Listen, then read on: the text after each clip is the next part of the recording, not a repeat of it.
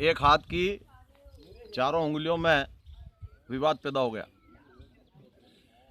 तो जो मध्यमा थी उसने कहा कि मेरा मुकाबला तुम नहीं कर सकते, मैं सबसे बड़ी हूँ और प्रत्यक्ष को प्रमाण की आवश्यकता नहीं है। उसने स्वयं को बताया कि मैं सबसे बड़ी हूँ। और जब कभी भी पूरे हाथ का नेतृत्व करने का अवसर आता है तो मैं ही सबसे आगे होती हूँ। मेरे इस बाजू भी दोनों छोटी उंगलियां हैं और उस बाजू भी एक छोटी उंगली है और अंगूठा भी मुझसे छोटा है। तब मध्यमा के बाद में कनिष्का ने कहा कि ये जो कहा जा रहा है कि मैं सबसे बड़ी हूँ, बड़ी होने से कुछ नहीं होता।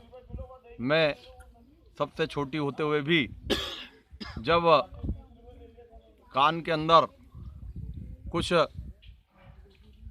खुजली होती है तो मेरा ही उपयोग करना पड़ता है, अन्यथा आदमी विचलित हो जाता है। तब तीसरी उंगली ने कहा कि न तो मध्यमा सबसे महत्वपूर्ण है, न कनिष्का सबसे महत्वपूर्ण है, बल्कि जब कोई भी शुभ कार्य होता है तो तिलक लगाने और टीकी लगाने के काम के लिए मेरा ही उपयोग होता है, पूजा में मेरा ही उपयोग होता है, अंगूठी मुझे ही पहनाई जाती है। जब ये चारों की बात अंगूठी ने सुनी तो अंगूठे ने अपनी महत्ता बताते हुए कहा कि तिलक लगाने का काम मैं करता हूँ और अगर यदि किसी व्यक्ति को अक्षर ज्ञान नहीं हो तो पहचान के लिए अंगूठा भी मेरा ही माना जाता है और मेरे बिना हाथ पूरा नहीं हो सकता। इस तरह से चारों उंगलियां और अंगूठा आपस में विवाद कर रहे थे।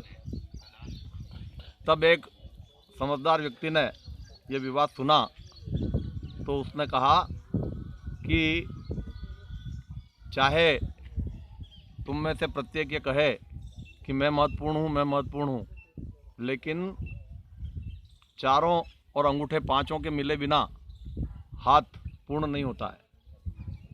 और अगर यदि पांचों मिल जाए और मुट्ठी बना ले तो इसकी ताकत बढ़ जाती है और यदि मुक्के में परिवर्तित हो जाए तो इसके प्रहार की कितनी शक्ति है वह भी प्रकट हो जाती है।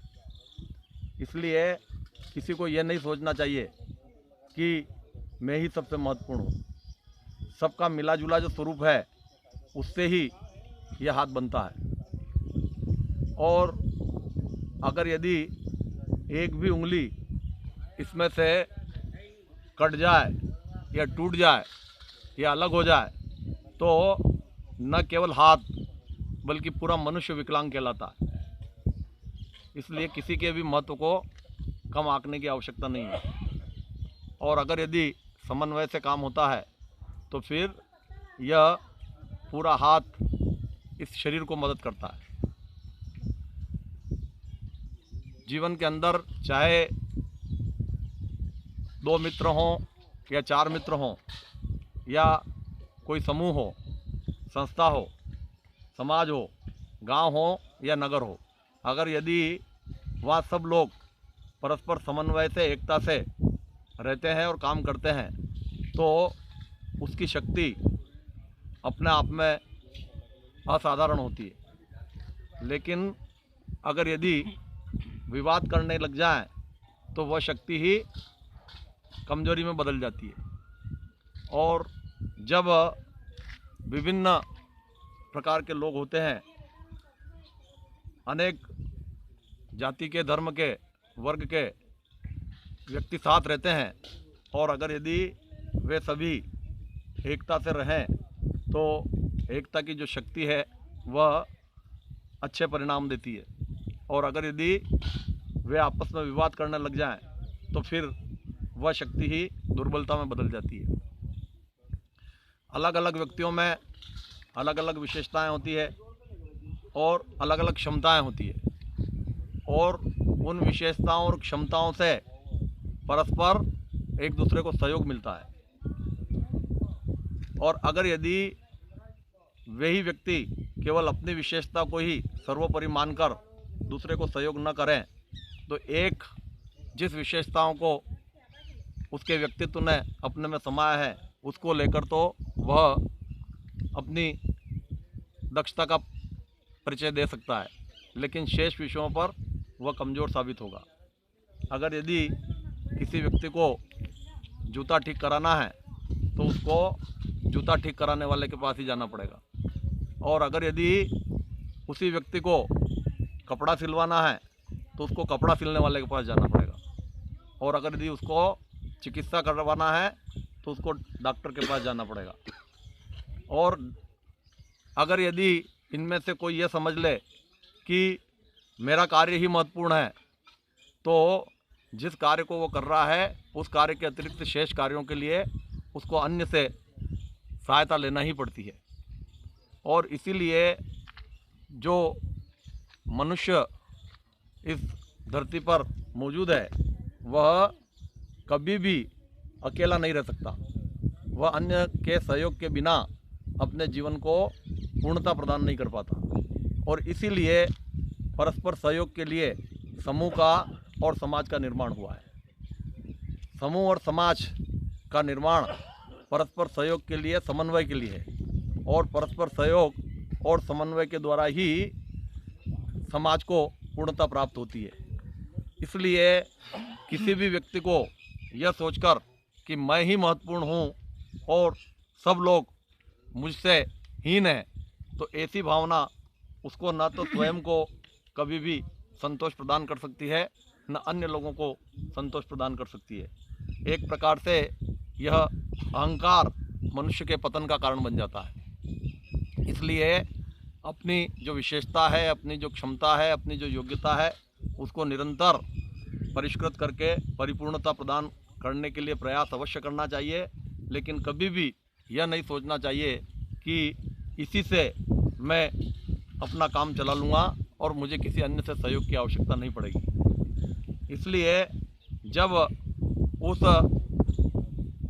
समझदार व्यक्ति ने उनको समझाया कि प्रत्येक उंगली का अपना महत्व है, लेकिन परस्पर सहयोग के बिना वह महत्ता परिपूर्ण नहीं है, इस बात को एक रूपक के रूप में उदाहरण और समझाइश के बतौर बताया गया है। लेकिन प्रत्येक व्यक्ति को यह धारणा अपने मन में बसा लेनी चाहिए कि उसे सबके सहयोग से और सबके सहयोग के समन्वय से ही जीवन के अंदर पूर्णता और सफलता प्राप्त हो सकती है। और जब यह बात समझ में आ जाती है तो जो निरर्थक विवाद होते हैं, निरर्थक द्वंद्व होते हैं, संघर्ष होते हैं और परस्पर प्रतिशोध होता है, वह हमेशा के लिए समाप्त हो सकता है। इसलिए यह धारणा प्रत्येक व्यक्ति के मन में स्पष्ट होनी चाहिए ताकि उसकी प्रगति सुनिश्चित हो सके।